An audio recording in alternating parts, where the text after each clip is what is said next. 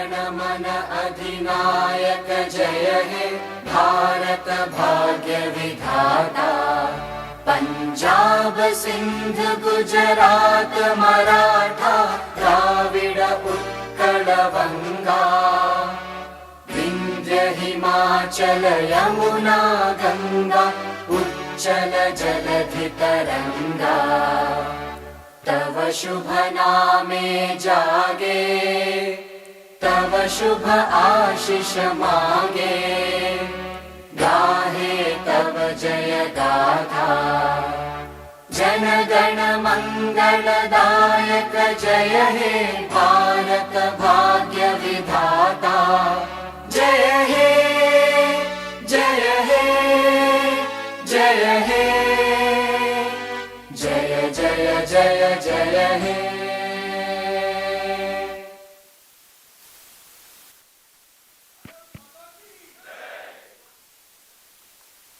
Good morning, friends, and a very warm welcome to all of you.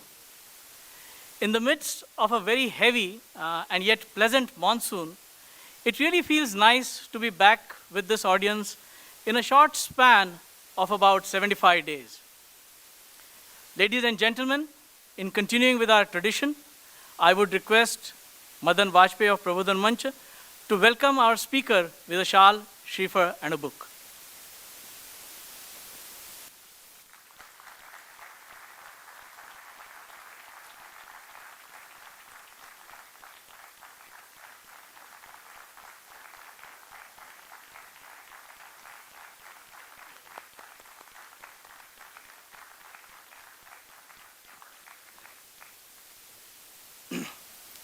Friends, technology has played a big role in the expansion or the reach of Prabodhan Manch Parlay.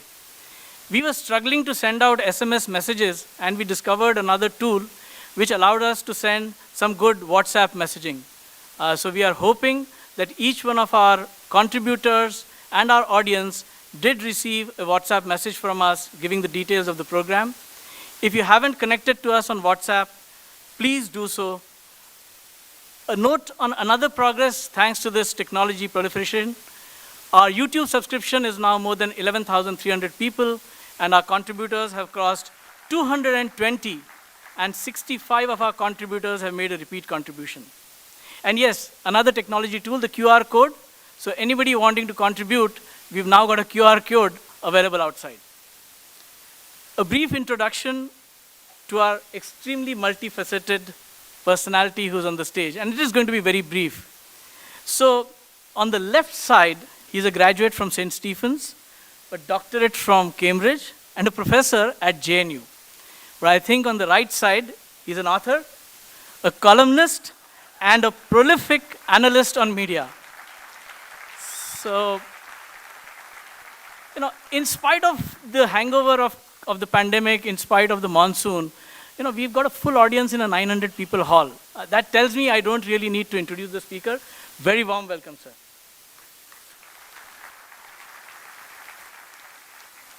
George Santayana, probably more than a century ago, said, "Those who fail to learn from history are condemned to repeat it."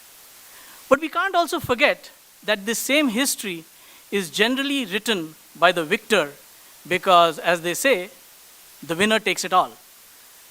In a country like India, which is so diverse in every respect, but which arguably has a civilization that is more than, probably one of the oldest, but also has had invaders for more than 1,000 years.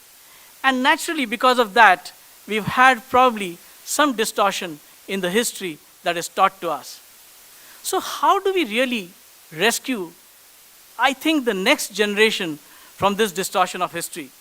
So without much ado, I would welcome our speaker, Anand, to enlighten us. As always, we have our volunteers. So after his speech, do give in your questions, and we'll try to ask as many as possible. Thank you, and over to you, Anand.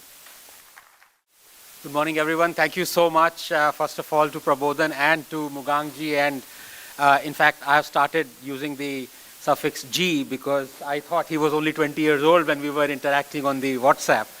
And it's only later on I've come to know. And Harshad Ji as well. And I have been out and about lately, but the best gift that I've got ever is a coconut, because as they say, if life gives you lemon, you make a lemonade. For us South Indians, if life gives you a coconut, you make a coconut chutney out of it. And so I might leave the shawl, but I'm going to take the coconut along with me. And I have to say this, I'm giving a lot of compliments, but let me say one for later, because when Harshad ji was so kindly, he picked me up from the airport yesterday, I thought it's going to be a very small and cozy gathering of about a dozen people. And then he suddenly disclosed that it's going to be about 900 odd people, and I see the hall is full. So I've kind of spent the best part of yesterday writing this lecture, because when it's just the audience gives you the responsibility to be a little bit more serious. So thank you, Harshad ji, for doing that. And not only that, I said it will be better if I were to get the speech printed as well. So I requested him, I requested Mugang ji as well. And I haven't seen the speech, but they have given me what is printed. And if you remember, there was this wonderful foreign minister we had during the UPA days, Mr. S.M. Krishna. He went to the United Nations once, and he started reading his speech, and 10 minutes down the speech, they discovered it was in Portuguese. He had lifted the Portuguese diplomat's foreign secretary's speech, and he was very coolly reading it. It took our ministers around 10 minutes to say, "Sir, ye wali speech nahi hai, dusri speech." So if anything goes wrong, you have to blame Mugang ji. If I start praising the Congress or say that we don't need to rescue the history, everything is absolutely perfect, or if I say that Karl Marx has to be eulogized, then it is all his fault. But it's been absolutely wonderful, and it just tells you that we've been used over the past 2 years so much to Zoom, but there is absolutely no alternative to a real audience. So I really, once again, thank you so much for inviting me. I think we can start now, because I've kept a substantial amount of time later on for question and answer session as well, and which is what I really like, to be able to interact as well. But so if I can begin from the kind of things that I've come to believe that kind of summarizes what a non-historian's view of Indian history is, and my reading is, it is that I firmly believe this to be true, that nations weaken not because of their past, but rather by how they are taught it. And for 70 years, we have been taught to airbrush our history, taught to forget historical injustices, from Somnath to Kashi Vishwanath, from Babarpur to Bakhtiarpur, from Allahabad to Aurangabad. These injustices have somehow deliberately been made visible, as though to lionize the debasement, to celebrate the humiliation. Why? We know more about the Mughals than about Shivaji and Rana Pratap and Prithviraj Chauhan. Why? Because history written by the victors is peddled by the vanquished. And we have been thoroughly vanquished. We have to accept it.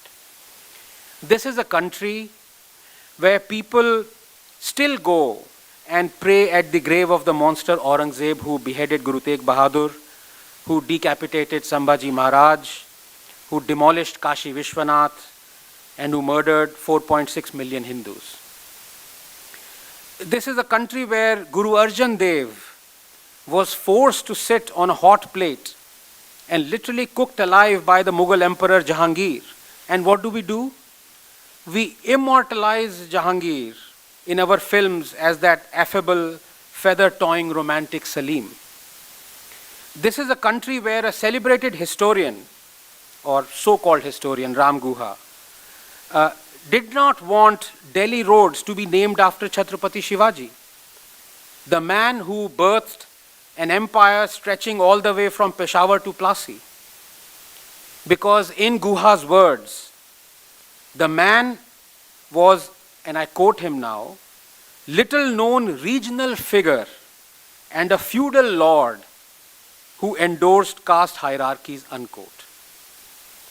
This is the country where Kareena Kapoor and Saif Ali Khan take pride in naming their son Taimur, where Akhilesh Yadav takes pride in having the nickname Tipu or Tipu Sultan, the same Tipu Sultan who wrote a manifesto that was a terrifying proclamation calling for all Muslims to come together to convert infidels and wage jihad.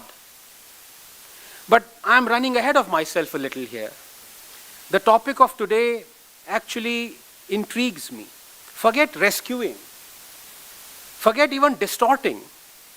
What in the first place do we mean by history? You see, as a scientist, the time scale that interests me is not 100 or 500 or 1,000 years, but 1 billion or 5 billion or 10 billion years, or even as the recent incredible James Webb telescope images have unveiled for us, 13.5 billion years. And on this time scale, I am not Indian, I am Ethiopian. I am not the descendant of a Ranganathan, but of AL2881 or Lucy. And I am not a creation of design, but of a conspiracy hatched by thunder and lightning and water and ammonia and hydrogen and methane and dust. Let religion and its mesmerizing literature not fool you into believing you were created by someone who wasn't a product of the RNA world. The combined efforts of the human imagination have endowed intergalactic aliens with 2 eyes, 2 ears, 1 nose, 4 limbs and 1 brain. Yes, we think evolution peaked with us, and that an alien worthy of being our adversary has to look and think like us. Of course it does. After all, we are the masters of the universe. We sit atop the tree of life, and all what we survey from that vantage is beneath us, crawling and writhing and inept and unintelligent and wanting to be us. Nothing could be further away from truth. We, the people, are but a bunch of living and breathing cells. That's all. We don't sit atop the tree of life. We barely manage to hang on to one of its 100-odd branches. We are a cog in this giant throbbing machine called evolution. Only a cog, a small cog. The modern tree of life is humbling to stare at. It tells us that we are just one of the millions of animals in an animal farm. Such an idea was blasphemous barely a century ago. Imagine telling all those continent-conquering SOBs that their bodies had more bacteria than human cells, that bugs complete us, that humans survive only because of an exquisite friendship we have struck with the rest of the living beings, that no one is Napoleon in this animal farm. And so nothing really matters, whether our ancestors were brilliant or not, whether our culture is ancient or not, whether our religions are better or not. We are but an inconsequential bunch of cells, as I said. Then why does history matter? It matters because, like science, it has to be built on an edifice of observation and brute facts. Because the correct understanding of it strengthens us, helps us survive. With a slight difference. Scientists like the black and white, historians love the grey. This grey has given mankind only misery. It is because of the grey that there are people who still believe in religious books or in Mao and Hitler and Tipu and Godse and Churchill and Rhodes and Aurangzeb and hundreds more who have committed awful crimes, but the believers of grey have forgiven them because they also did some good. Grey is social Darwinism gone berserk. Grey has birthed cruel empires, and believers of the grey have fettered them. Worse, our history has been written by those who believe in the grey. When I said earlier that these injustices have deliberately been made visible, as though to lionize the debasement, celebrate the humiliation, the irony is that the same people who have taught us this drilled this self-loathing in us. These same people, men and women of grey, they want others to fight historical injustices around the world. They condemn barbarians of the West, hitherto worshipped, like the Confederacy generals, Rhodes, Churchill, Pizarro, Murray, Colston, Leopold. They celebrate their roads and buildings being renamed, their statues being brought down. But here in India, this same lot eulogizes Tipu, Aurangzeb, Babur, Khilji. They celebrate the destruction of Kashi, Mathura, Ayodhya, Martand. Why? To me, the mark of civilization is this unquenchable thirst to demand justice for your ancestors, to correct a historical wrong. For that exemplifies a continuity, an idea, a memory that can never be erased, that is worth fighting and preserving for. It makes justice greater than the sum of its parts. And that is why civilizations are not fleeting like empires. That is why history is a medicine. Catharsis is a cure. If an image could speak 1,000,000 words, it would be that of the Gyan Vyapi mosque built atop Kashi Vishwanath, demolished by Aurangzeb. If orphaned stones could speak and not just weep, the stories they would tell of Mathura idols being used as stepping stones in a mosque. Why shouldn't Mathura and Kashi be washed of the sins the tyrants committed on it? But the Supreme Court has willfully ratified the Places of Worship Act that obligates maintaining all religious places as they were on August 15, 1947. In a just world, our Parliament and our Supreme Court wouldn't have done this. But they have. Why? Because we are fearful of learning our true history. It scares us, that's why. And that is why to redress and rescue India from distorted history is important. Hindu gods and their idols are as dirty as they are ugly and horrible to look at. And witnessing the destruction of temple idols gives me so much joy, unquote. The person who said this was also the chief architect of the Goa Inquisition that led to the conversion, torture and murder of countless Hindus. His name was Saint Xavier. Even our Hindu nationalist Prime Minister Narendra Modi venerates him. This is why we need to rescue our history. There are hundreds, possibly thousands of historical examples, but just one would suffice for the paucity of time. Tipu Sultan. Read his manifesto, written in his own words. As I said, it is a terrifying proclamation calling for all Muslims to come together to wage jihad. Annihilation of the infidels is a sacred duty, he writes. Annihilation. The Hindus of Coorg suffered a particularly brutal onslaught. Murders, tortures, forced conversions. Even dead Hindus were converted by Tipu Sultan, even dead Hindus.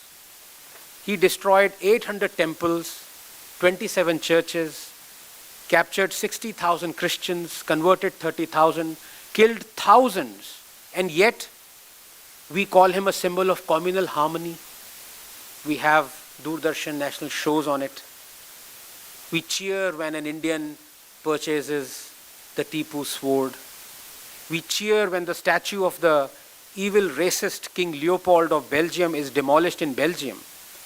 But we celebrate Tipu Jayanti because tyrants who murder Hindus are not tyrants, they are heroes. That is why it is important to redress this balance. From the Aryans to Aurangzeb, from Saint Xavier to Shivaji, our historians have chosen what to hide, what to invent, and what to disclose. The singular reason for this is this craving for patronage of an ideology, a government, an ecosystem, or a clique. And once our historians are done with their contortions, we, the readers, sit back and enjoy the inevitable fallout, the outing of hypocrisy. The left outs the hypocrisy of the right, and the right outs the hypocrisy of the left. and great column yards are churned out as a result of such skirmishes. But we forget, outing of hypocrisy is a virtue so long as it doesn't turn one into a hypocrite. Well, it does every single time. Villains are made into heroes and heroes into villains. We like it this way. Gandhi, Nehru, Savarkar, Patel, they are to be worshipped. They are to be made into gods, into atlases who carry the weight of our ideologies and our biases on the nape of their necks. History as myth, myth as history. It conforms to what we really are, unsure of our present, fearful of our future. The right wing doesn't want to hear anything about Savarkar that might put him in bad light. The left wing doesn't want to hear anything about Nehru that might put them in bad light. And the so-called Velco historians, as I call them, they don't want to write anything about anyone that might put them in solitary confinement away from all light. Fear and trembling, that is what this is. And the whole nation chugs along on this dead yet simmering coal, a journey to nowhere, slow, halting, tiring, until you realize what the grand plan always is, to appropriate. How else do we explain appropriating foreign destructive ideologies and their proponents like Karl Marx, Mao, Che Guevara?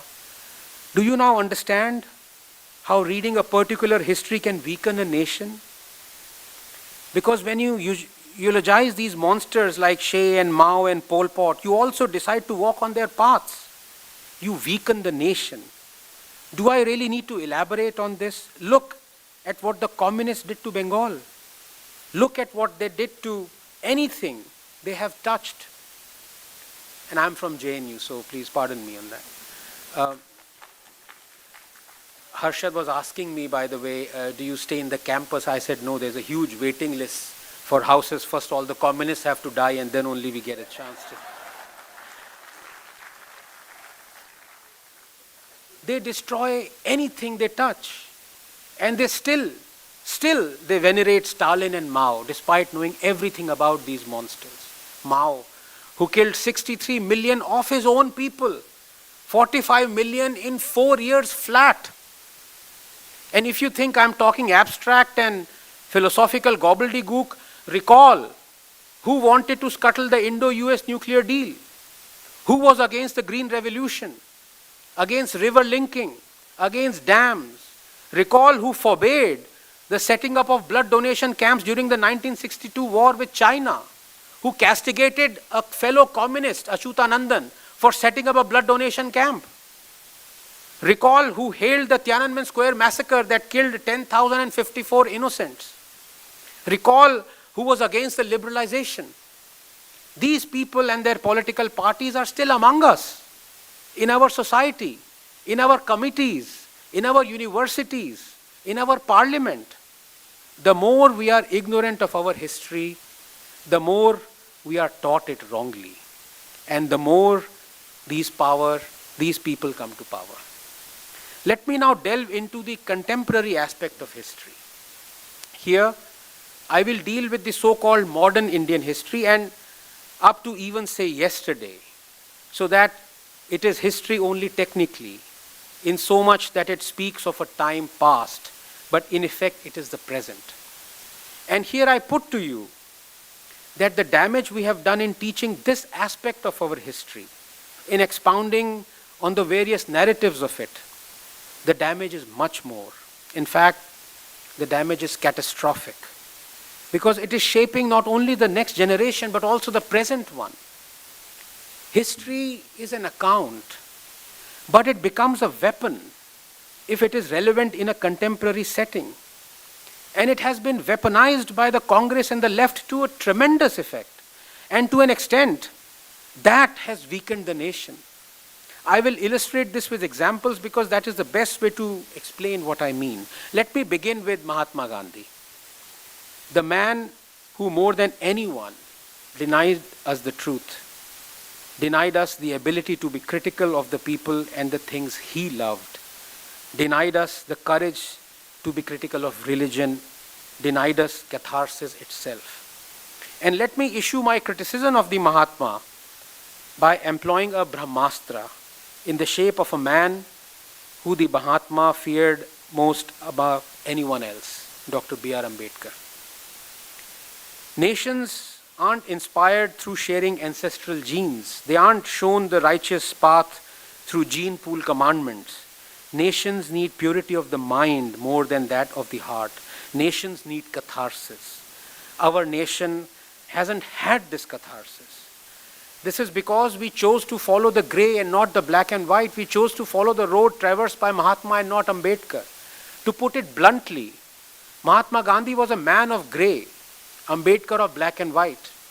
And history shows that men who prefer the black and white are hated by all. Because let us be honest here, this world runs on grey. Grey allows to wash our sins after we have committed them. It allows us to be forgiven. Grey allows us to worship and be worshipped. Grey is actually religion. Gandhi was not a liberal. His beliefs on societal structure, on economy, on a concept state, on what Indians should eat or drink, would make even the most ardent of conservatives blush. His theories were based less on logic and more on a bizarre sense of faith-based entitlement. They can only be described as an inseparable emulsion of homeopathy and spirituality. Gandhi was an intelligent and cunning God-man. He was made for India. He held her pulse, pumped her heart. Ambedkar, on the other hand, was the only true liberal this nation has produced in the last many centuries. Gandhi was a theologian, pretending to be a politician. Ambedkar, a supreme scholar. Gandhi was a social Darwinian, Ambedkar, a Darwinian. Gandhi said he would not, quote, weep over the disappearance of machinery, unquote. Ambedkar wanted an industrialized India. Gandhi could have ruled independent India had he chosen to for as long as he wanted. Ambedkar lost an election by some margin, twice. Gandhi saw the village as India's liberator. Ambedkar called it a cesspool and a den of ignorance. Gandhi's self-confidence was buttressed by the blind devotion of his countless followers. Ambedkar's stemmed from his ability to speak his mind, stand all by himself, and appease no one. Gandhi had an army of men. Ambedkar was a one-man army. Ambedkar saw through Gandhi. Worse, the Mahatma gauged this, understood this, realized this, but like a stunned ostrich, pretended to hold fort, employing his bulwarks, his minions, who were also petrified of Ambedkar's intellect. India has forever been a land of such tragedies. The one who truly was a Mahatma fought a man pretending to be one and lost. When the Great War, the First World War that is, when the Great War ended with the disbanding of the Ottoman Empire, Gandhi persuaded the Congress to support the Khilafat movement.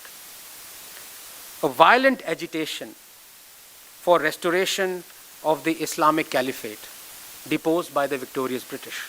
Before long, Gandhi pinched his nose and plunged into the murky waters of religious appeasement and terror rationalization in the wake of the ghastly anti-Hindu violence perpetrated by the Malabar Muslims or Moplas in 1921. Ambedkar, who saw Gandhi's advocacy of the Khilafat movement as a, quote, pernicious political stunt. The movement was started by the Muslims, he said. It was taken up by Mr. Gandhi with a tenacity and faith which must have surprised many Muslims themselves, unquote. Ambedkar viewed the Mopla rebellion as nothing but jihad. The Muslim agitators, he said, quote, preached the doctrine that India under the British government was Daral Harb. The aim was to establish the kingdom of Islam by overthrowing the British government. Knives, swords, and spears were secretly manufactured. Bands of desperadoes collected for an attack on the British authority. On 20th August, a severe encounter took place between the Moplas and the British forces at Pinmangdi. Roads were blocked, telegraph lines cut, and the railway destroyed at a number of places. As soon as the administration had been paralyzed, the Moplas declared the Swaraj had been established. A certain Ali Mudliyar was proclaimed Raja. Khilafat flags were flown, and Arnad and Valurna were declared Khilafat kingdoms. As a rebellion against the British government, it was quite understandable. But what baffled most was the treatment accorded by the Moplas to the Hindus of Malabar. The Hindus were visited by a dire fate at the hands of the Moplas. Massacres, forcible conversions, desecration of temples, foul outrages upon women, such as ripping open pregnant women, pillage, arson and destruction. In short, all the accompaniments of brutal and unrestrained barbarism were perpetrated freely by the Moplas upon the Hindus until such time as troops could be hurried to the task of restoring order through a difficult and extensive tract of the country. This was not a Hindu-Muslim riot. This was a massacre, unquote. These are words of not me but Ambedkar. To Ambedkar's horror, Gandhi laid the blame squarely on the Hindus. Hindus, said the Mahatma, must find out the causes of the Mopla fanaticism. They will find that they are not without blame. They have hitherto not cared for the Moplas. The outbreak would not have taken place if the collector had consulted the religious sentiments of the Moplas. Unquote. The last time you heard this in contemporary India was the ethnic cleansing and genocide of the Kashmiri Hindus. They were blamed for it. Had they not been successful, had they not held all the government jobs in Kashmir, this ethnic cleansing would not have happened. The genesis is of Gandhi and talking of Mopla riots that none of us knew. That religious sentiment, as analyzed by Ambedkar, was jihad. Indeed, Muslim leaders themselves agreed with Ambedkar. Maulana Hasrat Mohani, the eulogized freedom fighter and a friend of the Mahatma, who once had coined the slogan Inqilab Zindabad, justified the massacre of Hindus by saying that this was Islamic jihad and that according to the rules of jihad, those who help the enemy become enemies themselves. Shockingly, Gandhi was conciliatory towards the Maulana. Quote, there is no greater nationalist nor a greater lover of Hindu-Muslim unity than the Maulana, unquote. Even if one side is firm in doing its dharma, said Gandhi, there will be no enmity between the two. So it is more necessary for a Hindu to love the Mopla and the Muslim more when the latter is likely to injure him or has already injured him. Why should a single Hindu have run away on account of the Mopla's atrocities, unquote. This was sheer lunacy. The Mahatma was beseeching the Hindus to hold their ground even as they were being hunted down and butchered in their thousands. One could quote more, much more, of this utterly reprehensible apologia from the Mahatma's playbook, were it not so tormenting. Of little comfort is the fact that the saint continued to hold such views despite condemnation by men like Ambedkar.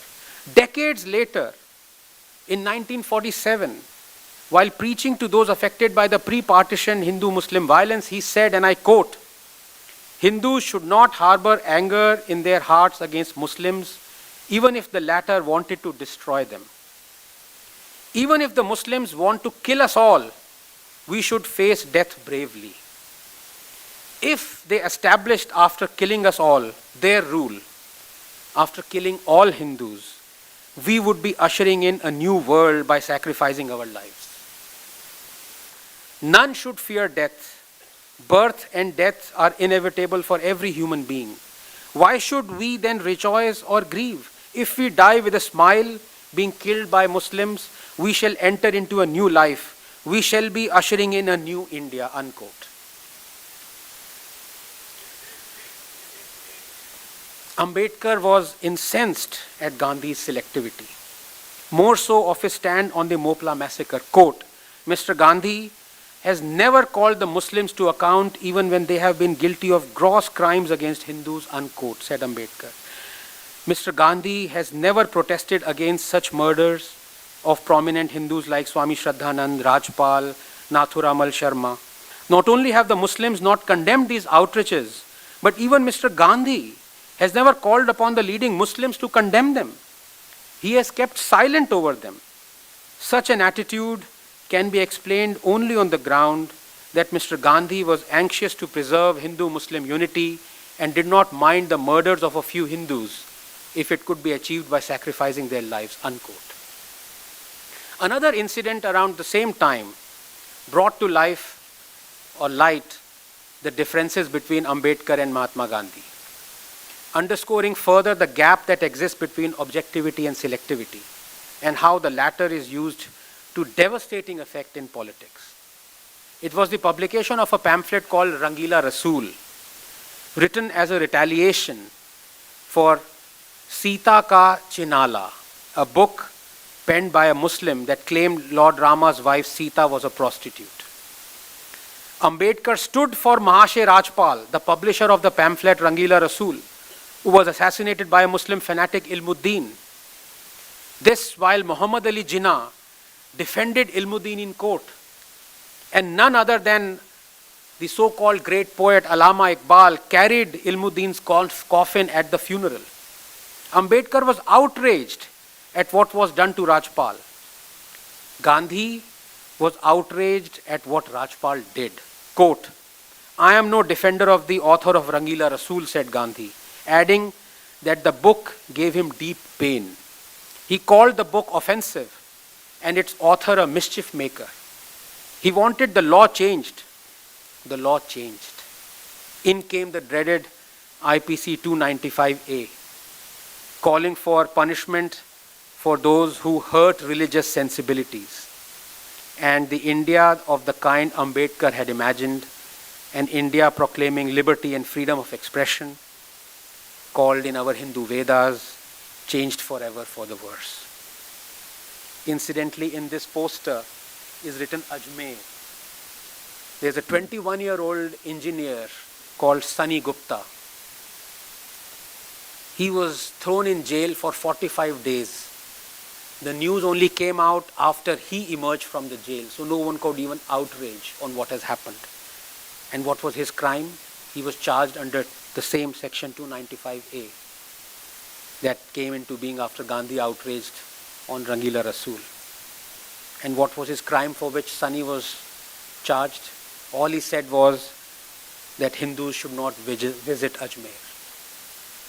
That is all he said. That sentence offended religious sensibilities of the Muslims. Sunny Gupta was charged under 295A and he was thrown in jail for 45 days. His life was ruined. Do we know any of this? Do we know of these views of the Mahatma? Do we know that Ambedkar called him the prophet of a dark age, a charlatan, someone who bared his fangs?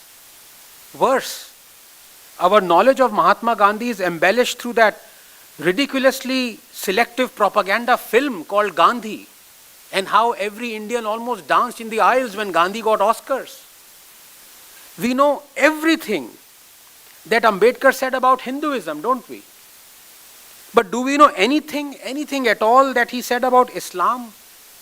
I quote a few passages here, and you will realize how distorted our history has been. Quote, "Islam is a close corporation, and the distinction that it makes between Muslims and non-Muslims is a very real, very positive, and very alienating distinction.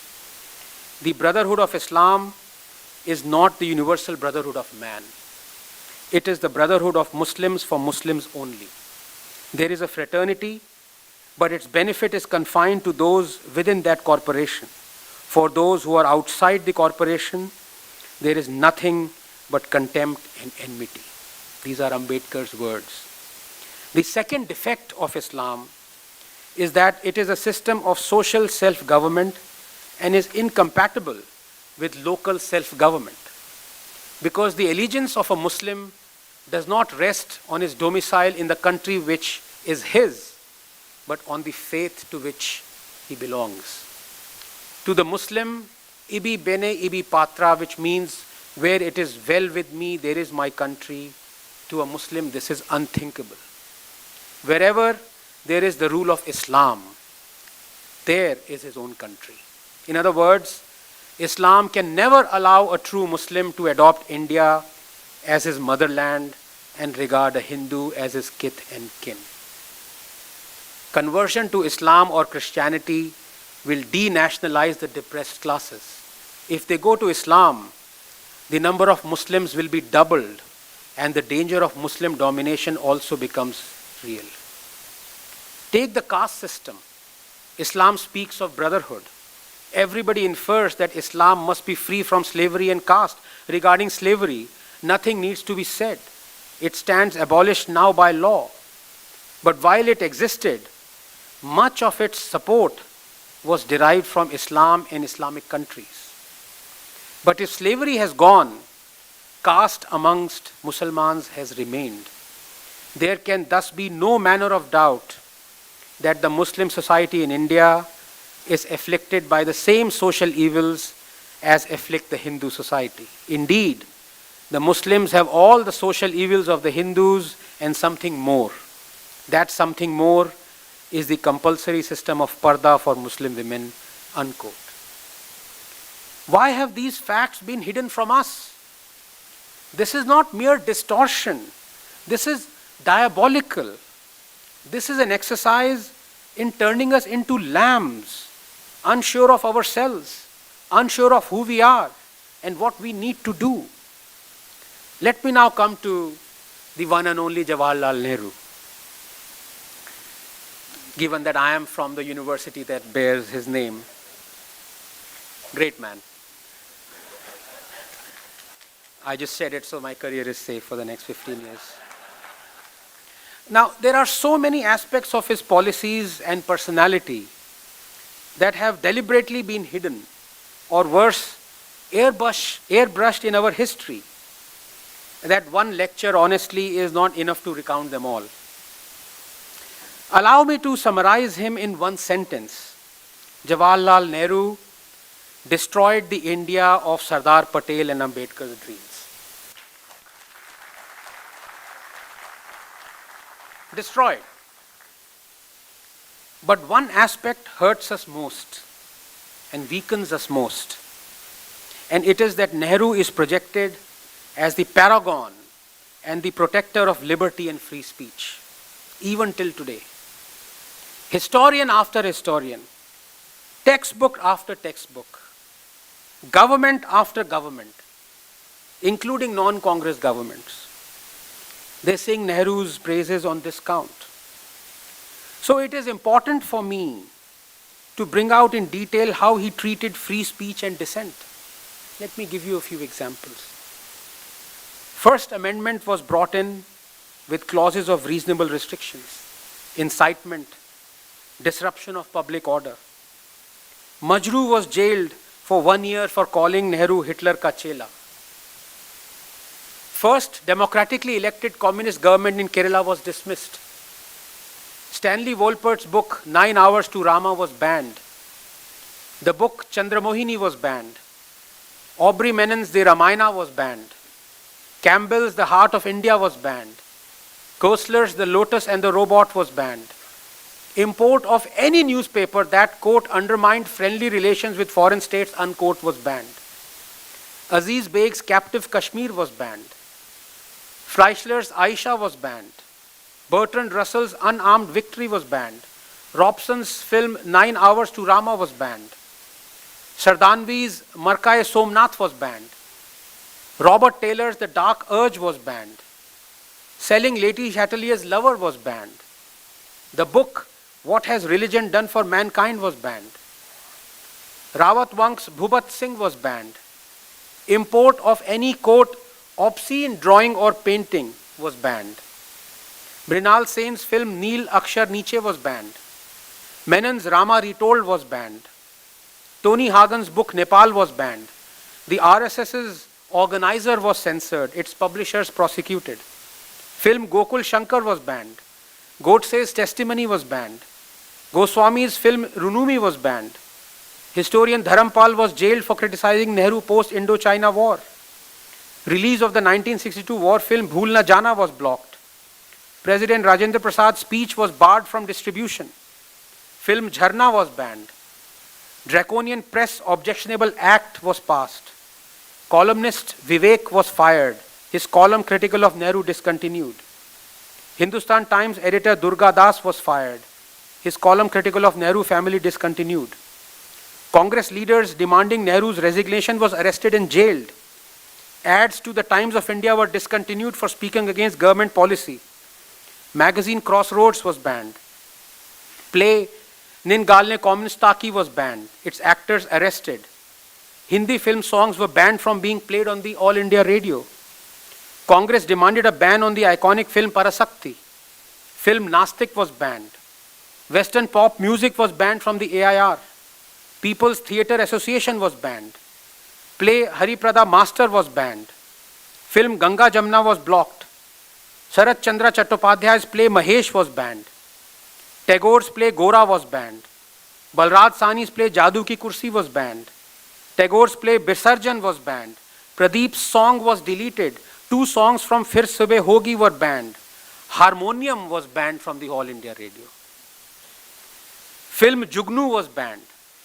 Editor Prahlad Keshav Atre was jailed for writing a critical article. But hey, Nehru was liberal and protected freedom of expression. I don't know about you, but till I was 45, I didn't know any of these things were done by Nehru. Not one. I knew about emergency and I knew about Kissa Kursi Ka and Andhi. But I thought Nehru Chacha was our paragon of protector of freedom of speech.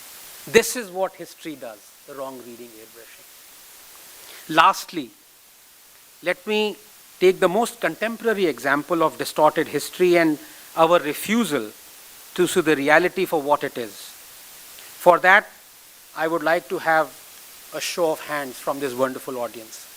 How many of you, please raise your hands, know who is Mehbooba Mufti? Almost all the hands have gone up. Incidentally, these chairs and Rugang sitting there reminds me of a forlorn bridegroom who's sitting on his... That's why I got up from there very hastily, because I didn't want to be sitting with him on those chairs. To come back, how many of you know Yasin Malik? Again, all the hands. How many of you know who was Melu Ram? 2. Sagar Sahi? 3. Ajaz Bund? No one. Eklavya?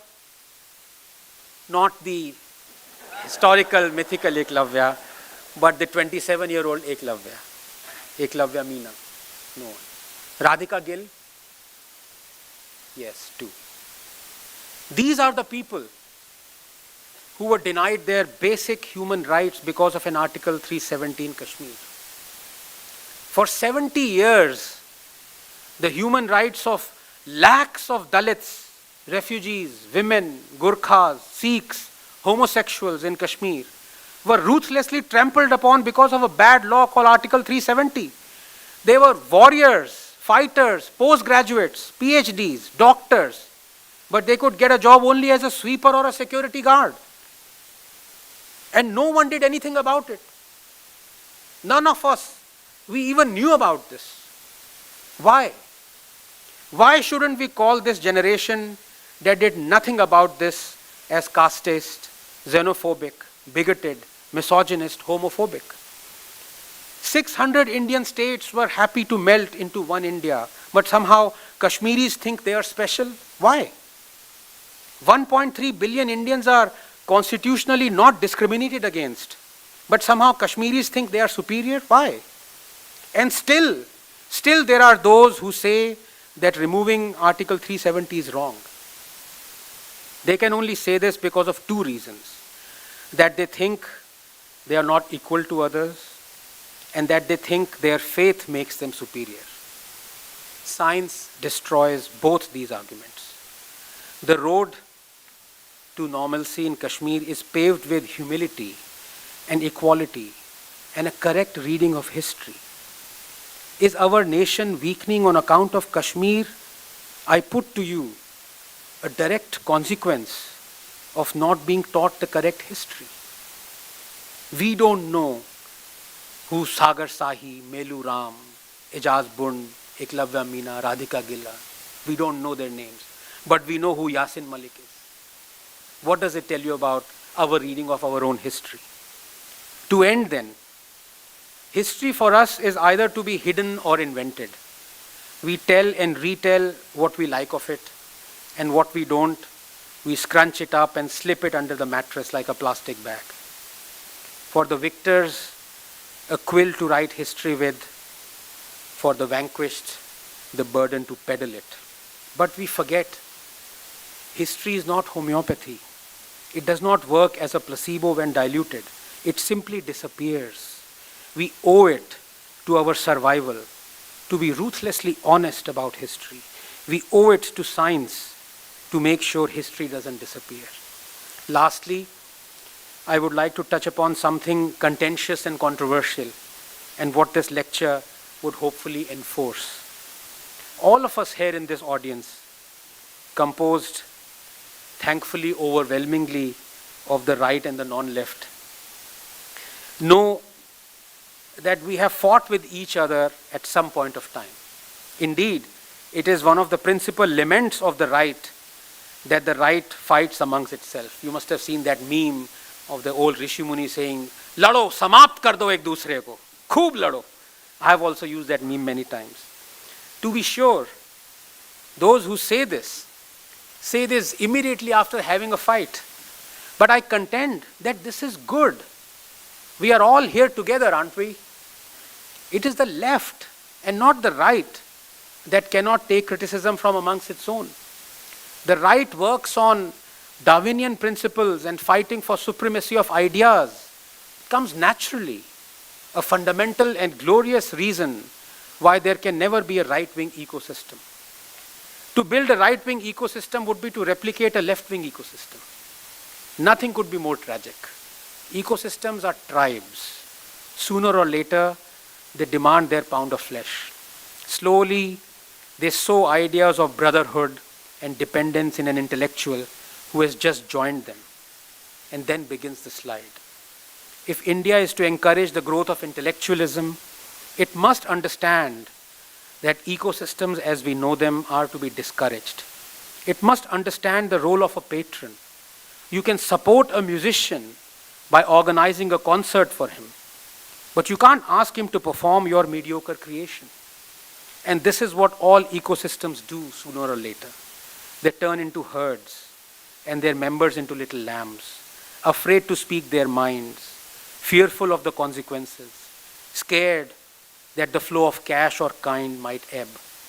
Ecosystems conceal and guard mediocrity, then promote and help it prosper.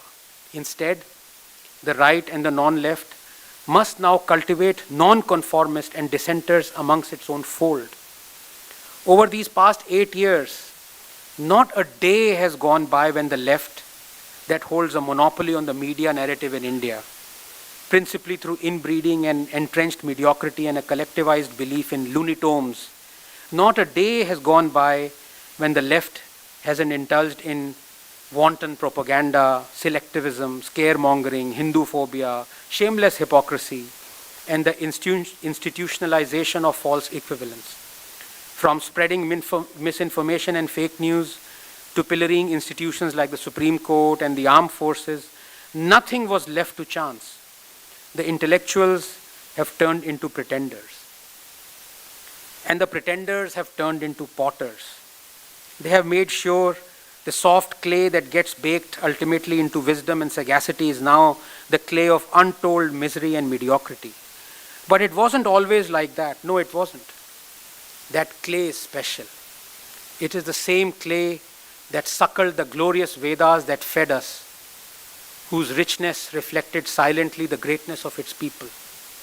whose texture echoed unity in diversity, whose fragrance recalled Bankim and Bharati and Vivekananda and Ambedkar and C.V. Raman, whose blood birthed Shivaji and Subhash Chandra Bose and the great revolutionary. It is that same clay. It is that same clay that trundles down our mountains and is washed over by the sin-obliterating waters of our holy rivers, and while they wait to receive that same clay, receive it in their trembling hands at Ganga Sagar before it is lost forever in the vast oceans of apathy, while they wait, we have work to do to make sure they receive this clay and then shape it into a new India, a great India. Thank you very much.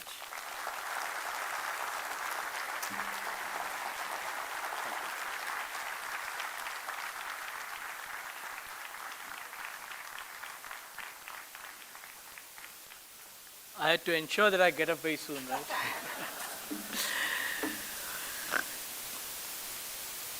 So Anandji, thanks really for setting, I think, the context. But with the questions that we've got, we'll again go back a little and try to talk, about what really is history. So, amongst the first questions, first of all, isn't history by definition subjective?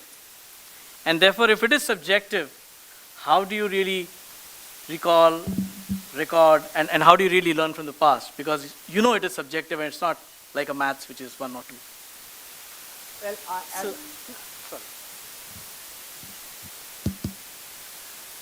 to a scientist, all history must be hyperlinked. Every sentence of history must have a citation. Because if it is not done, then yes, history is subjective. You can record a scene from a battle that happened hundreds of years ago. But as you say, I give it to you that because there is no video evidence of the battle that took place 1,000 years ago, there would be multiple accounts of it, sure. But you can say that history that is more than 50 years old can have that leeway, even though there are very tight and important factual interpretations that go one way and not the other. Like Rashomon, for example, where it is proposed that there are multiple truths, not just one truth. Science doesn't work like that. There aren't multiple truths. There is the B form of DNA is double helical. You cannot say if I look at DNA from this angle, it is triple helical. If I look at it from this angle, it is not a helix at all. No. So while I do agree with you that history is not as objective as science, it must veer towards that. If we are to reduce our dependence or on a narrative that will only weaken us, we must be sure of what that historical account is. And even if we are not, it is incumbent upon us to give both accounts. So we can be partial, a historian can be partial towards, for example, Jawaharlal Nehru. But it is important for the students to be taught the other side of Nehru as well. And that is the tragedy, and I have said this before, that the luckiest children, school children, are those who are sons and daughters of IAS officers. Because by virtue of them being their sons and daughters, they travel all around India. So if they go to a BJP-ruled state, they would, through the textbooks, they would know the truth about the Congress. And if they go to, let's say, a communist state, they would know. So, the tragedy in India is that you don't get the true account by reading just one book. You have to read multiple books. That's a tragedy. But things are changing. There are historians, for example, my good friend Vikram Sampath. From his one book, you get everything you want to know about Savarkar. And trust me, because if I don't brag about my being objective and critic, but I actually read his 2 volumes so that I could find mistakes in it, and I could not. And I forget the name of the author of the so-called beautiful equation. He was a Britisher, got the Nobel Prize. escapes my mind, but Leo Tolstoy gave him War and Peace to read. And after 6 months, he wrote back to Leo Tolstoy, thank you very much. I really enjoyed the book. On page 6, one typo is there. On page 29, this is so. His whole letter was of the mistakes in War and Peace. So scientists are like that. But I could not find something that I had read about Savarkar that was egregious to a right-winger that wasn't there in Vikram's book. So I would say it's one of the very, very few books that you don't need to read another book on Savarkar to get another account that you were missing. So I think history has a lot of accounts, but at the same time we must tend towards history that is as close to becoming or narrating only one account as possible. And science is actually helping history. If you look at, for example, the RN invasion theory and how population genetics has tackled it, to all practical purposes now this theory is completely discarded. Earlier it was they invaded, then it was they migrated, then it was they interacted, now it is, chai pine aa gaye the. So they are not going to change because they're embarrassed by what science is digging out, but science is digging out. And one of the most emphatic examples of this is actually not found here, but in Europe, because for about almost 1700 years, or I don't know how many, 1400 years, the Turin shroud, you would know this, was an artifact that was considered to be a very valuable one for Christians, because that was the shroud, the cloth in which Jesus Christ was wrapped when he was killed, and through which he was then buried. After 3 days he resurrected. So that Turin shroud was then carbon dated in 1989. And they found that no, it is not 2000 years old, it is only 600 years old. Now there are still millions who believe in the Turin shroud. It is not upon the scientist who did the carbon dating to say, no, now science is not like religion. It's not, no, you better believe that this shroud is only 600 years old. No, you just kept the evidence on the table. Those who wanted to believe it, believed it. Those who didn't, they still believe in the Turin shroud. So science is helping history redress a lot of these things, and the future is very bright. Okay. But on that, like they say, absence of proof is not the proof of absence, right? And I think especially when we are looking at some of the Indian, and I would now use a different word, ancient texts, because I don't know whether to call them mythology, Ramayana, Mahabharata, Veda. How do we go about trying to, again, learn more about them? Because are they mythology, are they history? And why as a culture haven't we got enough documentation on that? So as a culture, I think we are really terrible at documenting things. And I used to get incensed with that because I studied in a country, UK, where they preserve, everything that they come across. It's to a ridiculous extent. I mean, someone's grandmother or would bring out a document where, oh, look, in 1200, your ancestor married there at this church, and this tree had these many apples on it. It's ridiculous. And here we don't preserve anything. And in fact, I've written about this. Why is this so? There can be multiple reasons. But I think the most, esoteric one or philosophical, if you may call it, is actually, it is ingrained in us that we believe everything exists only for a very fleeting time. When life itself is fleeting, why to preserve something like a building or inanity? So it used to incense me.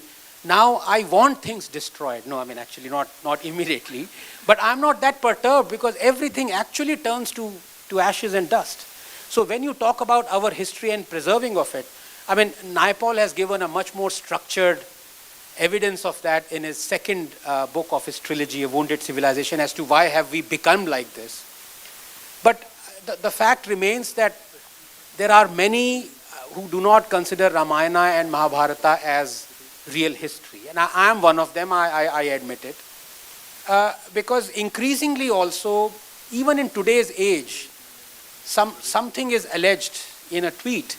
You immediately are no longer satisfied by just a newspaper article on it. You want to see the video. And you're no longer even satisfied by looking at the video. You want to see whether it is certified as not being doctored. And you're no longer even satisfied by that. You want to hear from the association, which is a non-governmental one, whether this video is not doctored or not. So when you yourselves have 3 layers of checking and cross-checking and fact-checking, how on earth will you freely believe that things that happened 7,000, 8,000 years ago was actually true historical fact? So I don't, and this is not to say that the event did not happen. Again, in fact, one of the beautiful maps that there exists was published a century ago in Pune that lists out all the places that have been mentioned in Mahabharata, and that there you realize that this hocus pocus of the leftist concept that India is only 75 years old is utterly demolished, that you see all those places are all around India. So, I mean, of course, those events happened, but how beautifully they have been, woven or intertwined with mythology, with flying things, with all that sort of course, I mean, it's very difficult, not difficult, impossible for me to believe it. But again, I am not asking you to not believe it. I'm just saying that I don't believe it because I go for scientific evidence. That's just one of them.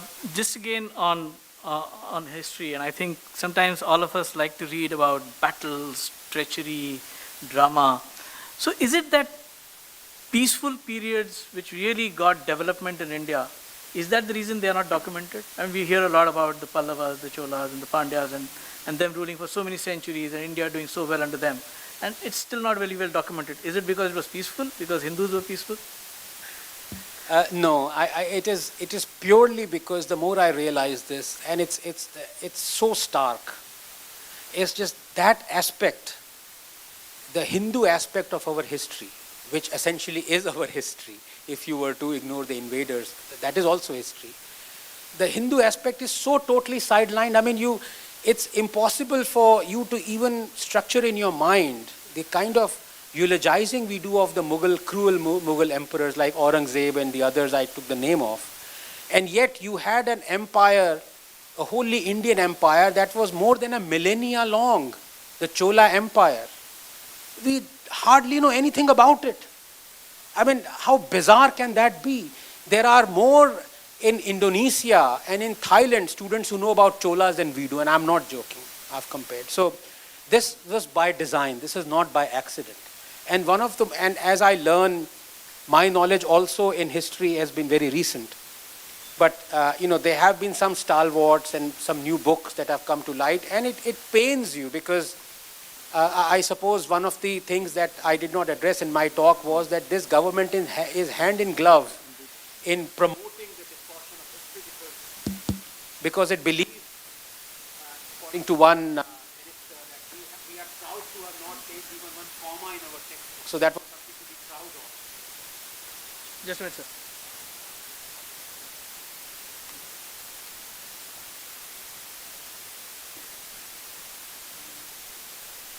I'm not loud enough, am I? At least that bit is demolished. Sure.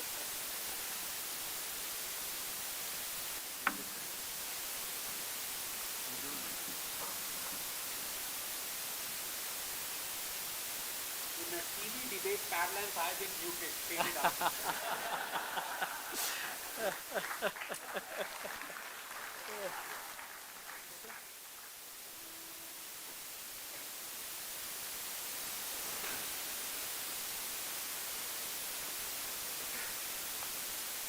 I can come there. Yeah.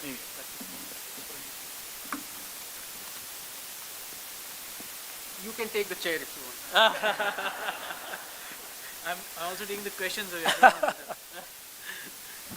So one of the most startling things that I realized, and it pained me for weeks, was that all our lives, we've read this as a fact that Emperor Ashoka, after he saw the devastation and the millions that he killed in Kalinga war, he converted to Buddhism. And I learned that he was already a Buddhist for 8 years before he undertook the Kalinga war. I mean, what can I say? Your whole life is turned upside down if it's just ridiculous. Now, I want somebody to be punished for this. There has to be a class action suit.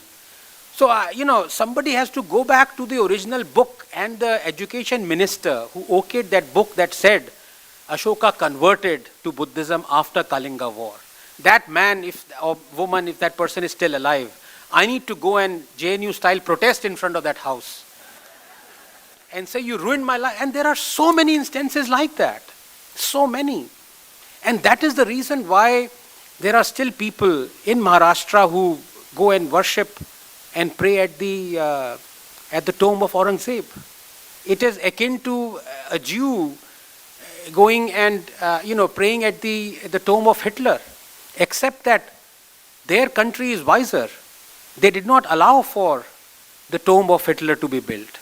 So there is no grave of Hitler. In fact, they went to such extent that there is no longer a grave of Hitler's parents even. लेकिन यहाँ पे औरंगजेब का है, लोग जाके वहाँ पे, I don't know, it's painful after a while. It's not, you don't get angry anymore. It is beyond anger. And I just hope that the government does something. I think the government will, I think the moment BJP gets a majority, it will act. Is it working?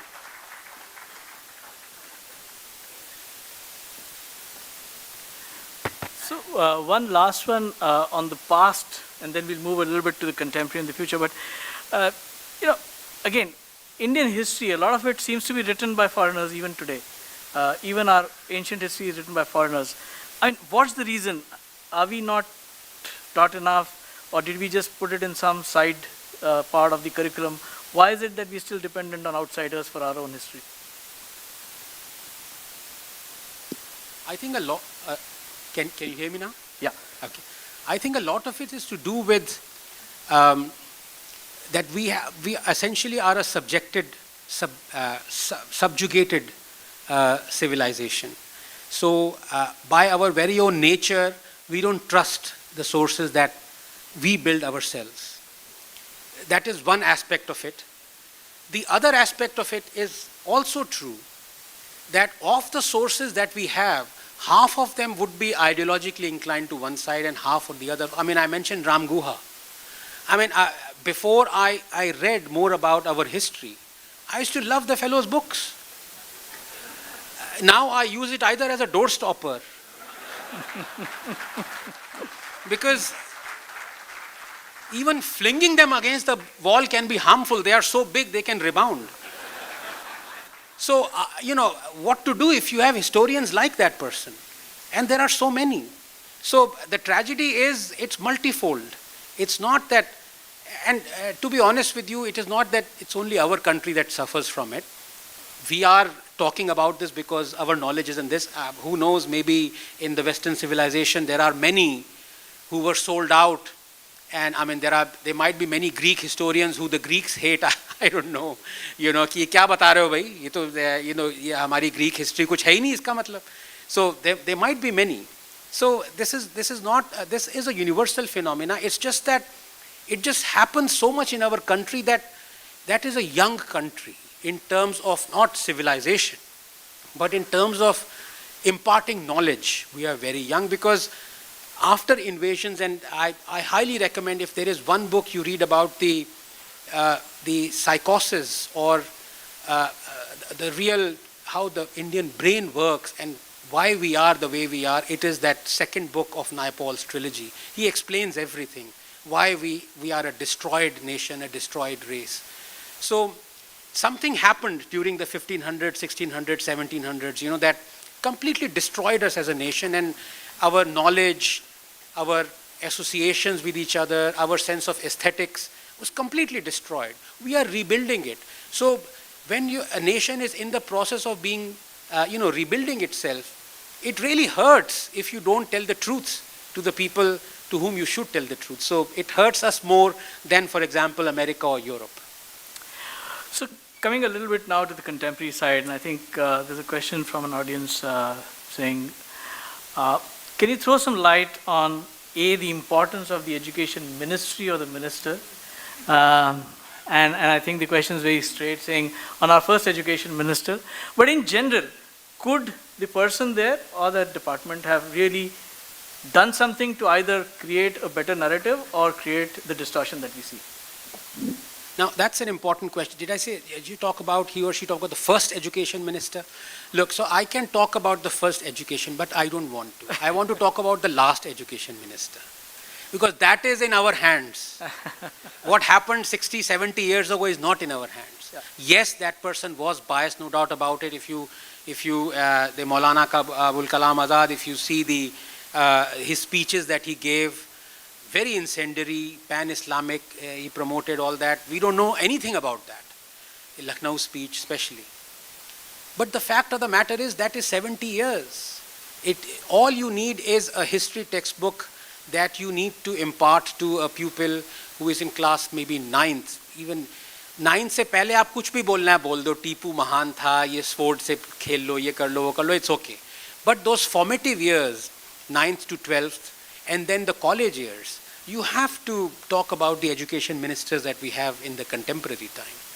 And there it is an absolute matter of shame, because what happens is this government is only concerned with the people it has as long as it is in power. So possibly the way its mind works is that we are selecting people who are quote unquote nationalists, pro-India, pro this, pro that, and so we are safe. But you are safe only till the point you are in power. Remember this, the moment you go out of power, every one of these people will go out of their authority as well. So much so that, sorry, just to digress for 10 seconds, there's this wonderful book called Supreme Whispers, written by Chandrachud, who is related to the Justice Chandrachud.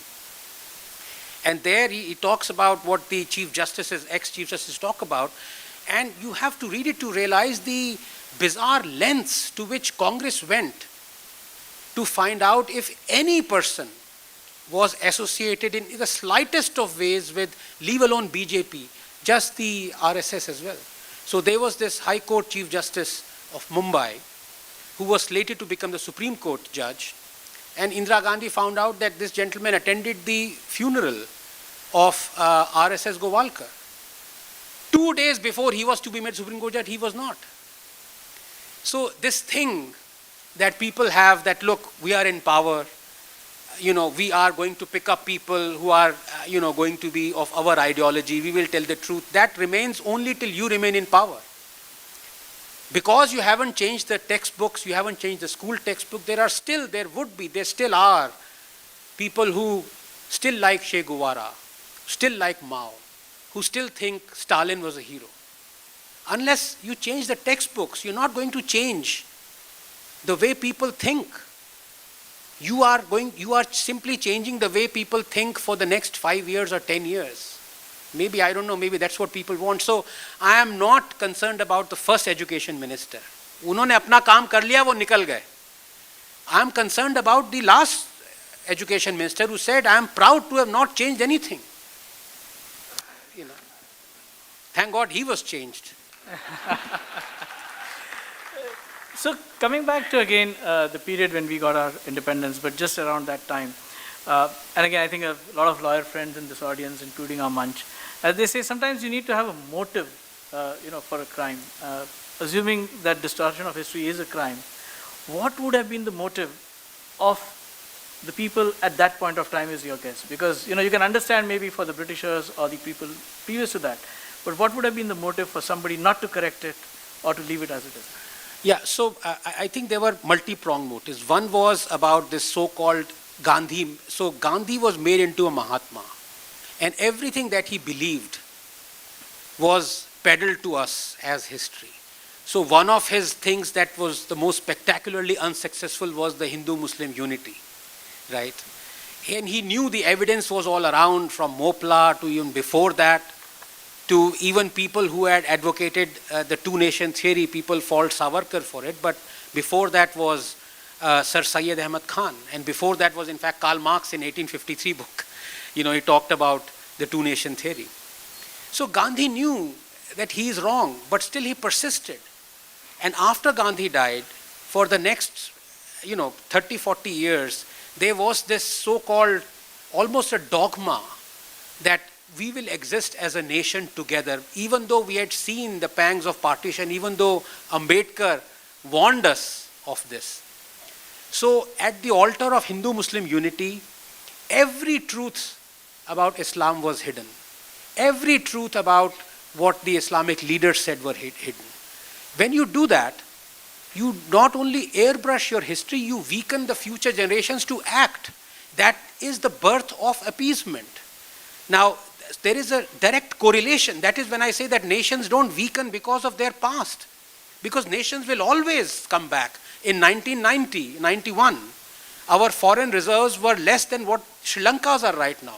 We had, our foreign reserves right now are around $580 billion. In 1991, I mean, there are many economists out here who know it was 0.6 billion. $600 million, that's all our foreign reserves are. We mortgaged our gold, we loaded our gold into ships and set them to sail for the Bank of England. You know it. But we are now, 30 years later, we are prosperous. So nations recover, they don't weaken because of their past. But I told you about when people profess those ideologies, when they are taught wrong history, when the history is airbrushed, when they still think all those monsters are actually heroes, that is when they take and implement policies that weaken the nation. So it was, and of course when Congress came, it was complete reign of sycophancy. Nehru, I told you all those things that he banned, jailed editors, none of that new. Of course it was through Nehru's command itself. After that Indira came, emergency. Incidentally, there are a lot of JNU professors who have airbrushed even emergency. There was Khushwant Singh, who said, why I support emergency. Khushwant Singh was the first one to advocate a ban on Salman Rushdie's book. And if you remember when that intolerance whole facade was going on, they held a Khushwant Singh literary festival in which they talked about the intolerance and the emergency that is happening around India. So, sir, you mentioned something about, this whole distortion or this effect shaping policy, but really how does that shape future policies? Any examples where you think some of our policies itself have got therefore badly sort of created, and how could we correct that going forward? So absolutely, to give you an example, Shah Bano case is an absolutely apt, the appeasement that happened. And socially, and I'm not talking economically, socially this nation has suffered a lot because of that single act of Rajiv Gandhi. Now that was based on appeasement. That was based on let me appease, and that appeasement goes on. It's institutionalized now. Just yesterday, the Chief Minister of Telangana has given 17 crores for 2-month payment to muezzins and mullahs from the taxpayers' money, from the money that he earns by controlling Hindu temples. So that appeasement goes on. But closer to non-societal, non-religious thing, I gave you the example of opposing even green revolution, opposing liberalization, opposing the Indo-US nuclear deal. Now that is all happening because you believe in that philosophy. Why is when people know that socialism is evil, socialism will not work, socialism will make you bankrupt.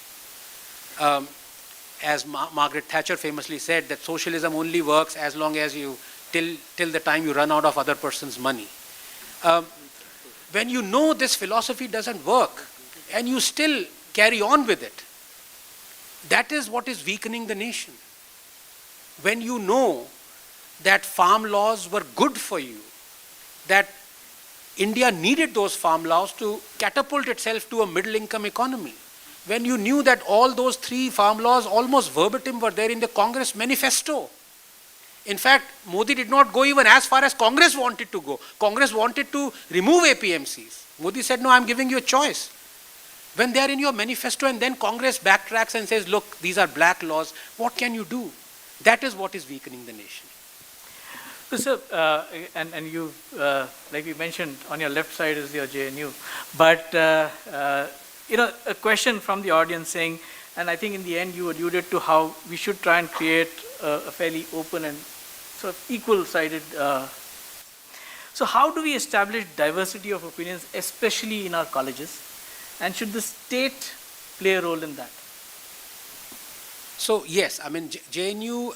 Firstly, we're very lucky because no one cares about the scientists. We are on the, and thankfully we are on the other side of the Iron Curtain in JNU. So that's, the Iron Curtain extends from the East Gate to the Ganga Dhaba. So there's like, we are on this side, so we are safe. No, but to be honest with you, all opinions are welcome.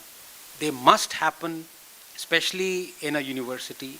But we know that it is the left that doesn't want those opinions, because they know it stems from this, there's almost a psychiatric term, and Dr. Harsh is there, he knows there's something called the guilt of inadequacy. When you know something is not working, when you believe in something that is plainly wrong, and you continue to believe in it, then you are embarrassed by it. A hate builds up against people who don't believe it in anymore. So, I mean, don't communists know that every nation that has professed communism throughout human history has been totally destroyed? Don't they know it? Haven't they seen it? USSR, Venezuela, China, until it switched to a different economy, and still you have communists. So, I mean, I'm not there to say you cannot be a communist. I mean, it's your mind, it's your brain, and you go ahead. But the fact of the matter is, they will not allow for it's like a religion. I mean, why did Galileo have to apologize? He had to apologize because those other people there, the church, they feared him. They said, look, if tomorrow what he says becomes the truth, then people will stop following us. So it is out of fear, and that is out of guilt of inadequacy. And that the left has mastered. So that is why it wants to hide the truth. Because if it tells the truth, then people will be informed, they will make their choice, and they would no longer be communists. Thankfully now even Nota gets more votes than communists. So, so slowly things are improving. But still you have communists, and they're very clever because they know this. They're no longer concerned with, I mean, they know they're not going to get to power ever again in Lok Sabha, Rajya Sabha, but they have their fiefdoms, and they're protecting it. And those fiefdoms are universities. Those fiefdoms are knowledge centers, and that is this government doesn't realize that power is not in Rajya Sabha and Lok Sabha. Power is in where the education is. That is where the power is.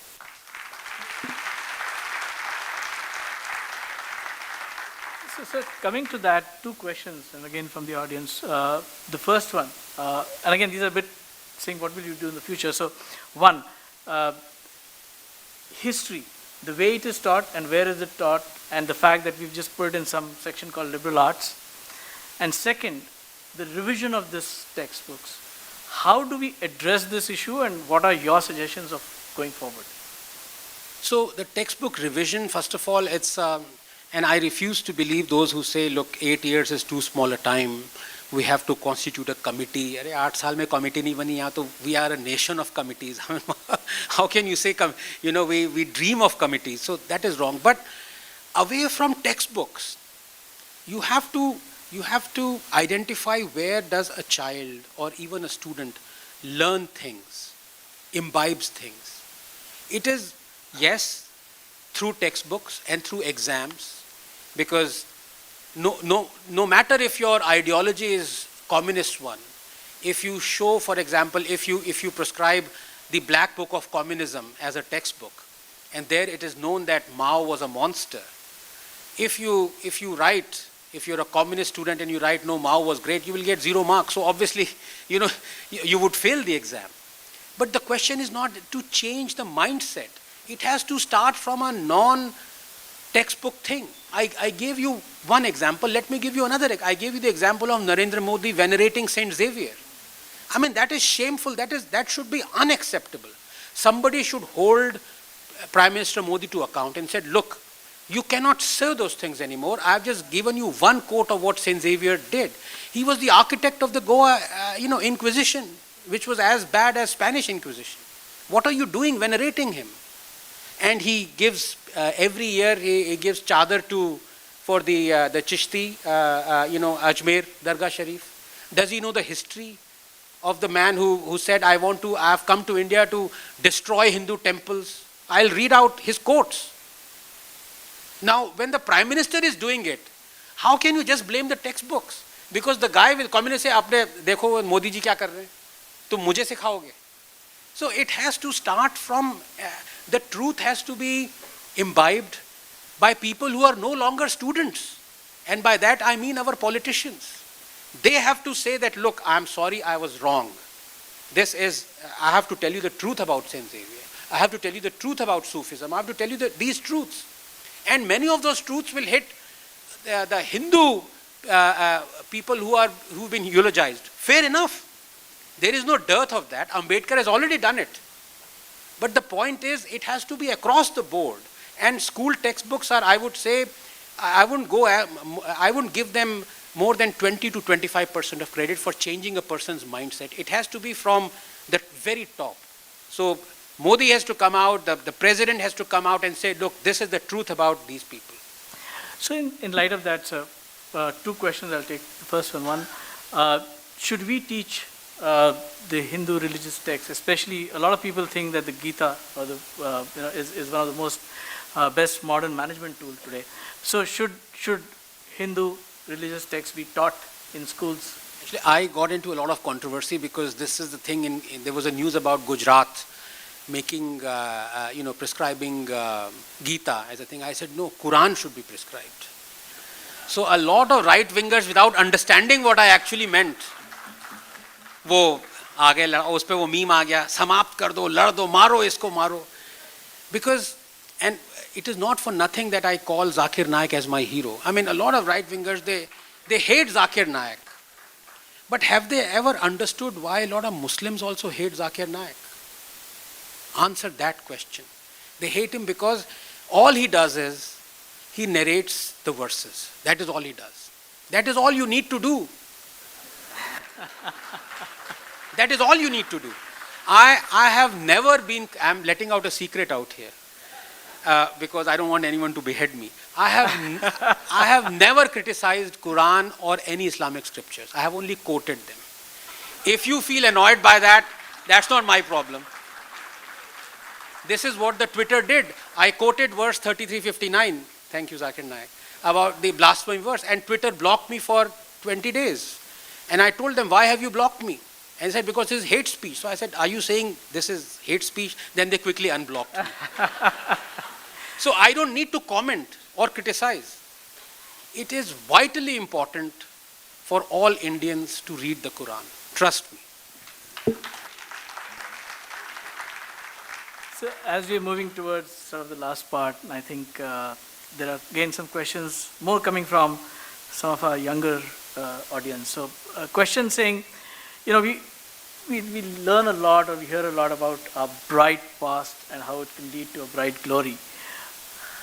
What are those connections? Again, to your scientific part, you may not believe in the Pushpak Viman, but again, how do you connect this and how do you connect that history to really say that's what's connected to your future?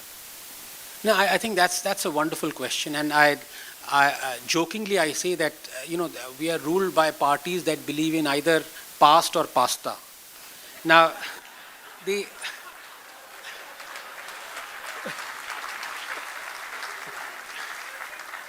and pasta is not going to last for very long, so we can see now. Maharashtra is gone. Only Rajasthan का भी जाने वाला है pasta. तो सिर्फ छत्तीसगढ़ में pasta मिलेगा. But it's not the harking back to the past. I love, why wouldn't one? If your history has been glorious, only a fool will not recount it. I'm proud of it. And when people, a couple of days ago, somebody was mocking the Karnataka education minister for saying that, look, Newton did not discover gravity. Absolutely true, Newton did not.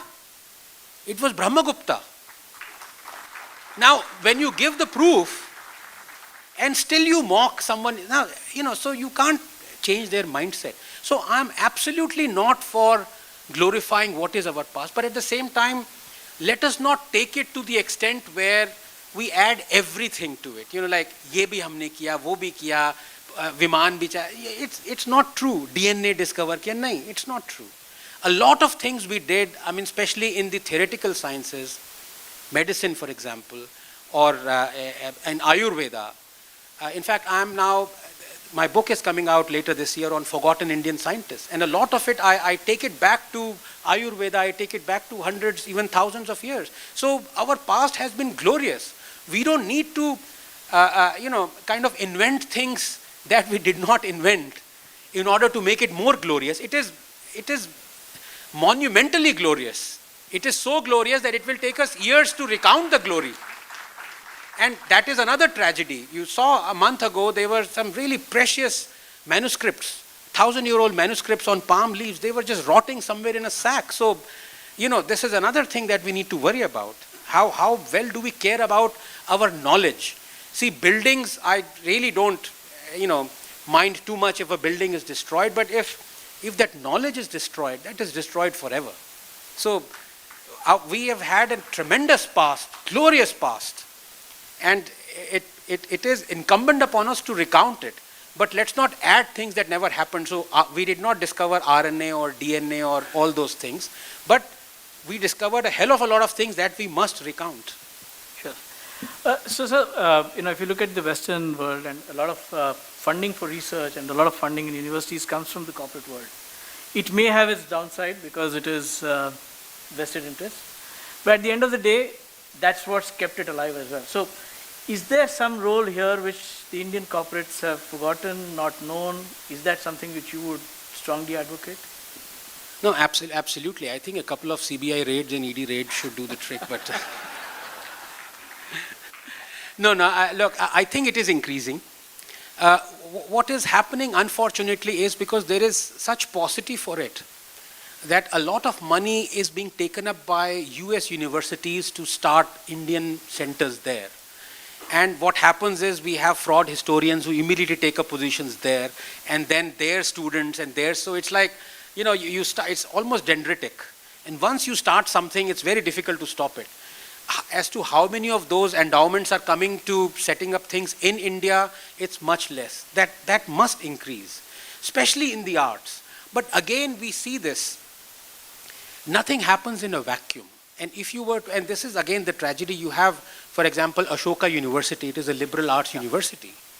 I am not a votary for a university that is exclusively for either the arts or the sciences. The greatest ideas have always been, when there has been union of arts and sciences. And for someone to demarcate what is art and what is science itself is wrong in my opinion. So, I was the first one who really castigated this government for carrying on this funding of Nalanda University that doesn't have science as a subject. That's a tragedy. You mean to tell me that Nalanda, the original Nalanda University, did not have science and maths? Why are you giving 2,700 crores to a Nalanda University that is not teaching, scientific subjects? Now somebody should ask this to our ministers who are giving taxpayers your money, 2,700 crores to Nalanda University to have a liberal arts university. It has to be a mixture. And I think it's very difficult increasingly in our setup, and I know especially as a scientist, because what happens is our belief system is actually a very feudal one. So you have someone who did good work, decent work, he's about to retire, chalo yaar, isko ek institute de dete hain. So, and this happens a lot in sciences. I don't know whether it happens in arts or not. So there are a lot of scientific institutes that are peppered all around India that have a faculty strength of 7, 8, 9, brain research center, this limb research center, liver research center. Arey why? Human research center karo na. But uske liye, so that has to stop. We have to start, being proud of the university culture again, rather than these fixed, standalone, specialized institutes. So, in your experience, anywhere outside of India where they may have had a similar issue of a distorted history, have they done something? Are they trying something that we could learn from? Pakistan comes to mind.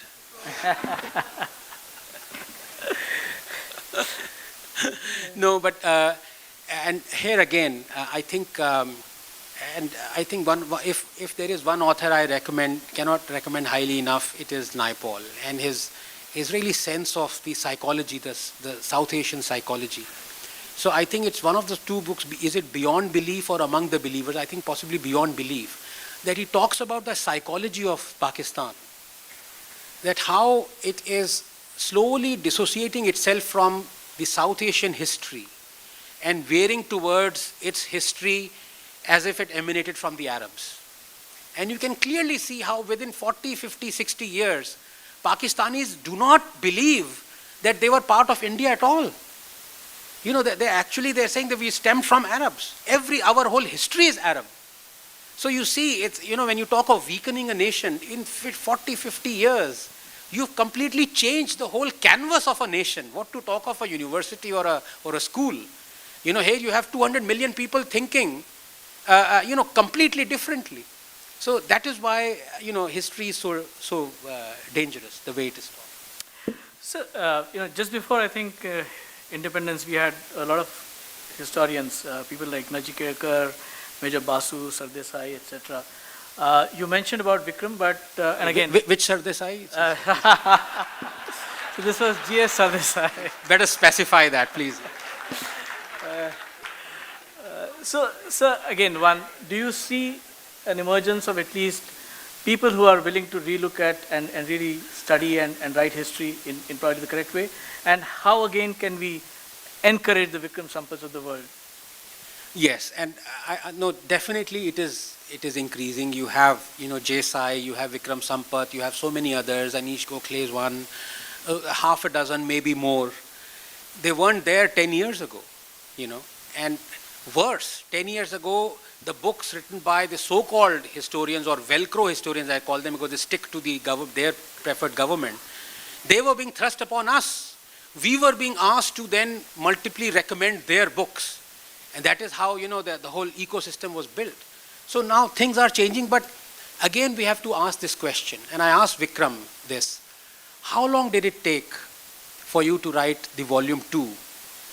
He said, actually, it's been in my mind and it's taken me 7 years to write volume 2. So the amount of work this is not a small thing, I think one aspect of which we can very quickly, you can get to a lot of authoritative, objective historical analysis if we encourage our PhD students in history to think of writing so well that their PhD thesis will be converted to a book. I think that's very important, because ultimately any account of history has, as I said, all history should be hyperlinked. So every sentence that you write in history should have a reference. Now that can only happen if you spend 4 years, 5 years in writing that book, like Vikram did. It's a labor of love, and PhD students do that by nature, of them doing a PhD. So I think if we are to encourage, there should be maybe teaching courses to guide the history PhD students to write their thesis in such a way that it is amenable as a book form, so that it will be very authoritative and objective. I think that would very quickly churn out a lot of excellent books. Thank you so much. So the last two questions, and I think the first one is again from the audience, who's and he's put this Aam Aadmi in quotes, so it's not about the party, but the question: what should the Aam Aadmi in India do about this issue? Sorry, about Aam Aadmi Party or? No, so what should the Aam Aadmi in India do about this issue? How do we contribute towards correcting this, or what? No, nothing can be done. I'm sorry. I'm sorry to disappoint you. When, this intelligentsia, the wonderful audience on the podium, Mrugangji, anyone, it's just not possible, because it is what the minister thinks at the end of the day. It's not even what the bureaucracy or the ministry thinks. It is what the minister thinks. How to get it across? How to get across this fact that, look, just by proscribing one book, like I gave the example of the Black Book of Communism, it is the most authoritative book ever written on the crimes of communism. Prescribe it for college. What is stopping you? So I don't know what is stopping them. So, unless, and that is the other thing. Now we know it is almost institutionalized. Supreme Court has actually said it, not in so many words, that those who like something, those who are honest taxpayers, who don't come onto the streets, they suffer. Supreme Court has said it. He said, well, where are those who, I have seen millions who are protesting the farm laws. Where are those who are for the farm laws? And in the same vein, Supreme Court says 86% of the farmers are for the farm laws. So does it want the farmers to, the pro-farm lobby to come onto the streets? That's the tragedy. Unless you protest, unless you block roads, unless you do something, people don't listen to you. So, and I'm absolutely not asking you to picket the HRD minister or something like that, but the tragedy is unless you do that, you're not going to get your way. So please please be very aware of what happens outside of your pupil, of your son's or daughter's school. Please be aware of the new historians who are coming up, like Vikram Sampath, Twitter handles like True Indology, Sanjeev Sanyal's book. So there are a lot of things that you can do away from school. That is a tragedy. So, but if that cannot be corrected, let's forget about it. At least you can do something from your own effort. That can be done. So, sir, I must add here that this same audience and this same hall has seen live programs of Sanjeev Sanyal, J. Sai Deepak, and Vikram Sampath. Both times he published his book, sir. So, in fact, you have done 4 times more than the education minister of this government. On that count, sir, again, thanks a lot. And I think what an enlightening talk that was, Anand ji.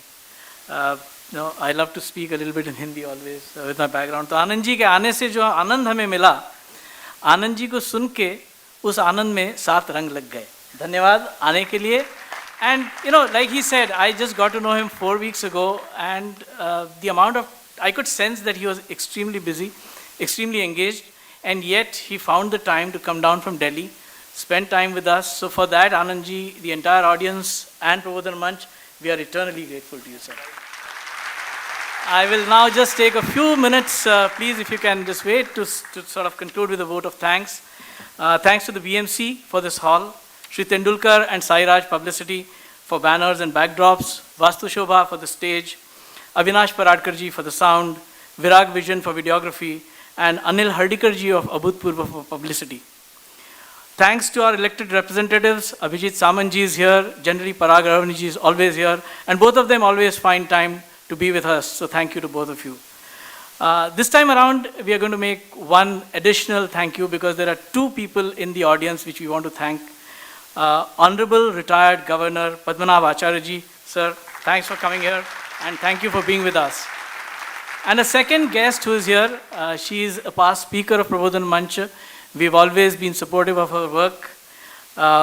Additional Commissioner MCGM, now MD of Mumbai Metro Rail Corporation. Ma'am, we just...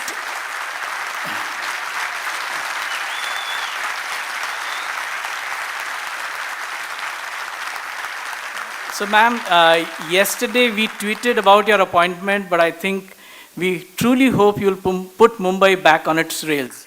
So I think with that, a very big thank you. Can I just take 1 second or 10 or 30 seconds to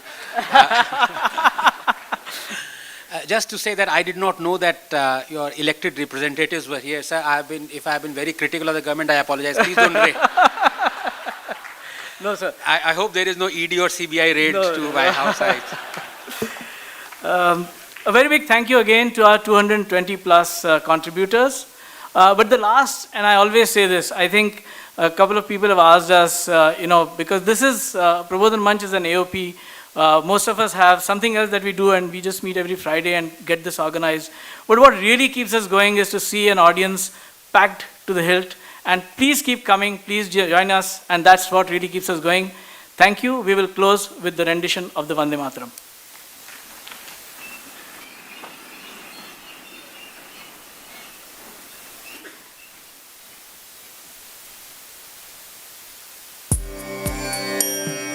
Vande Mataram, Vande Mataram, Sujala Sukhala Malayaj Sheetala Sasya Shyamala Mataram, Vande Mataram, Shubhra Jyotsna Jyotsna पुलकितयामिनी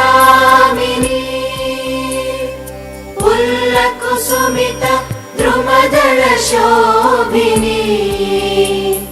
Suhasini सुमधुरभाषिणी